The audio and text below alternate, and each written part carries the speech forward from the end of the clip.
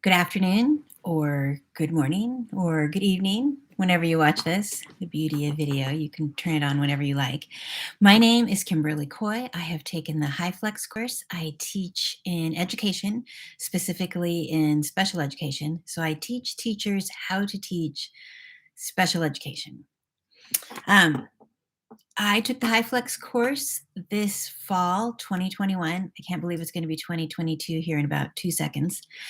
So I am doing my final assignment before we do our demonstration day. So I wanted to talk about what I learned about Hyflex and what I plan on doing. So one of the, I think, overall learnings that I had is that Hyflex is really the way of the future. I remember a few years ago because I've been studying online learning, and I used to work in a fully online K through 8 school when I was a teacher, and I taught general and special education. And so this was before I came to Fresno State. So this is my 7th year. So, and I worked 7 years there. So 14 years ago was when sorry about that noise, working at home, started working about that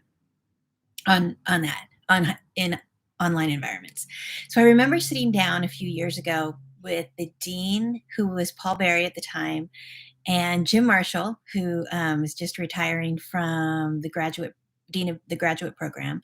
And we were, I don't know what we were talking about, but I remember telling them that I really thought that in the future we should teach courses where students had a choice every day that they came to class, whether they would come to class physically, whether they would come to class via Zoom or some sort of video, mechanism like that. I think it was Collaborate at the time I was talking about it, or that they could do it asynchronously. And they looked at me like I had 3 heads. They're like, nobody could do that. It's too hard. Pan to where we are here at the end of 2021, pandemic land. And although it is hard, it's the way of the future. And I think that this course lined that out in a really complete and interesting way that was very helpful, because although I thought it should happen, I had no idea how to do it. I have been practicing my skills that I've been learning here in Hyflex. I've noticed at meetings and in working on projects with people. We just had one this week where we were working on a big project in the special education program, and some people were there in person, some people were on Zoom, and some people could not attend. They had to participate asynchronously. And so I thought that was great that I could use a lot of the thought processes that I had been experiencing here in this course, or, to do that. And I've also learned that there are many ways to be successful. There's many ways to successfully improve your teaching, and there's many ways to improve your students' experiences. So what am I going to do with all this information starting next semester? I am focusing on the course that I teach that is the last course that master students in special education take before they complete their project or thesis. So in this course, by the end of it, they need to have 3 chapters written and then hopefully 2 chapters outlined.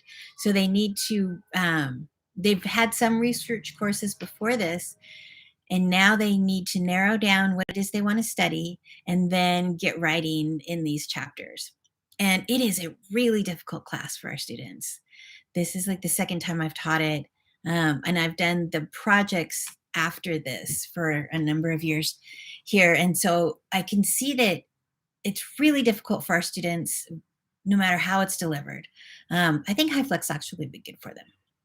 So I am going to focus first off on creating small, short videos that talk people through different parts of each chapter when they get to that point.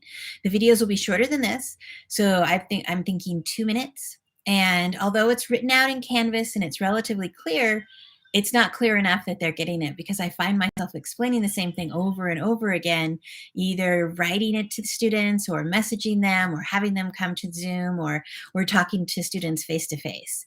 So I was thinking that I would set them all up and set my, instead of doing the videos over a period of time, that I would want to set up production on one day and create a series of short videos, so that the background, for example, would not be changed, or my hairstyle, or the time of day, or whatever I look like, so that they could really concentrate on the content.